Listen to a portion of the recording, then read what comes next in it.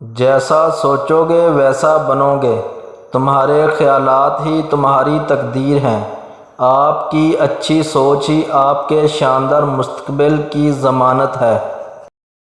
جو انسان ہر وقت سب کی خوشی چاہتا ہے، سب کے بارے میں اچھا سوچتا ہے، سب کا خیال رکھتا ہے، وہی انسان زندگی میں سب سے اکیلا رہ جاتا ہے۔ صبر زندگی کے مقصد کے دروازے کھولتا ہے، کیونکہ صبر کے سوا اس دروازے کی کوئی اور چابی نہیں ہے۔ کسی بد مزاج اور کم ظرف کا احسان لینے سے بہتر ہے کہ انسان وقتی تکلیف برداشت کرے۔ اگر تم چاہتے ہو کہ تمہارا اخلاق باقی رہے تو اولاد کو اچھا اخلاق سکھاؤ۔ مطالعہ غم اور اداسی کا بہترین علاج ہے۔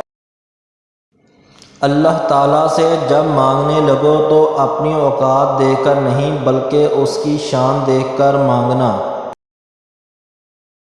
مایوسی ایک دھوپ ہے جو سخت سے سخت وجود کو بھی جلا کر راکھ کر دیتی ہے۔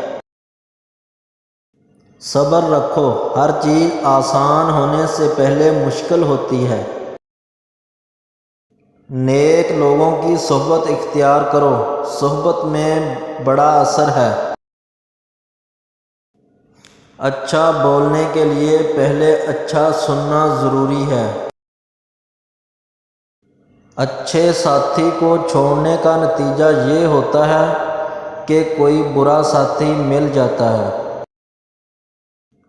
سکون کہاں چھپا ہے، غفلت ہو جائے تو سجدے میں اور گناہ ہو جائے تو توبہ میں۔